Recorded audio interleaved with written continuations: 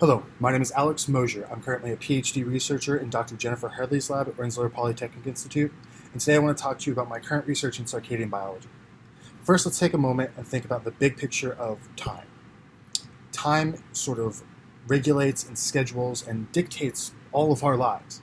Time is how we know that we're going to show up to an appointment or a meeting at the right time. Time is how I know that I'm not going to run over on this presentation. We all wear watches, we carry cell phones. What if I told you that your cells at a molecular level keep track of time as well?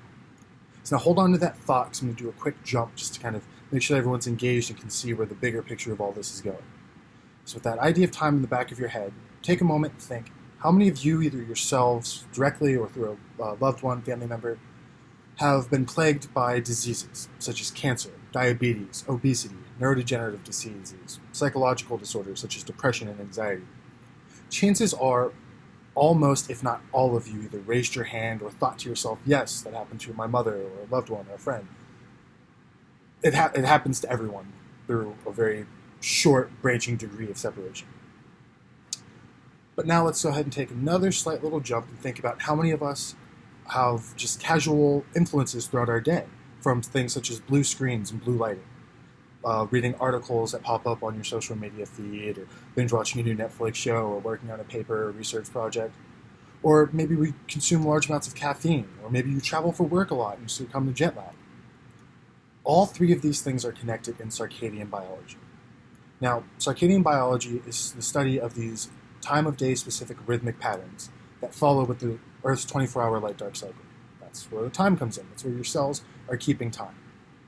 But these major influences, such as excessive blue light or caffeine or jet lag, can alter those clocks, can reset them, can shift them, and those damages to that clock have been connected to all of the diseases that I listed and many more. So the circadian biology, your ability at a cellular level to tell time, is drastically important for human health. So now let's talk about how this clock works, because it really is in many ways a molecular clock. You have positive arm elements that act to transcriptionally activate genes in a time-specific manner. And of those time-specifically transcribed genes, you have the negative arm elements. Now those negative arm elements go about their day, they have their different interactions, their different phosphorylation and regulatory events, and then they re-interact with those positive arm elements. And when they re-interact, they tend to bring along other proteins with them that stop production of the negative arm elements and set those negative arm proteins and elements to be degraded out. Now with their own production stopped, with them degraded out, now those positive arm elements are able to then reinitiate the cycle over again. And that's what sets that clock. That's what sets that period, that looping.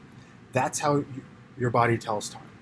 Like I mentioned, nearly all living organisms have this because it aids in survival. It helps to anticipate the environment so you can be proactive rather than reactive. But now looking at that core clock, which is a functioning transcriptional translational feedback loop, research has focused on those positive arms and how they are transcriptionally activating clock-controlled genes in a time-specific manner to look at what this clock is regulating outside of maintaining time itself. Because just knowing what time it is doesn't help if it doesn't influence and regulate anything. But recent research has shown that that negative arm might be part of this. So there's a whole slew of proteins that act rhythmically, but their corresponding RNA does not. So they're not being transcribed in that time-specific manner. But the proteins are acting, which led us to the idea that the negative arm is acting through a variety of interactions to impart regulation at the protein level, or at least post-transcriptionally. So that's what my research is digging into. I'm using a model organism, Neurospora crassa, which is a nice, bright, fluffy, orange filamentous fungus.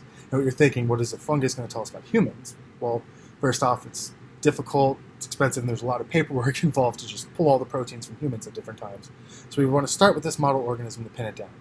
And because that core clock architecture, that transcriptional translational feedback loop I mentioned, is evolutionarily conserved through Neurospora all the way up through higher eukaryotes, we can use this organism to at least begin pinpointing and directing where future research in these higher eukaryotes, such as humans and health, should go. So using this organism, we're tackling these major diseases further on down the line through how this clock and how time is impacting our bodies. Thank you.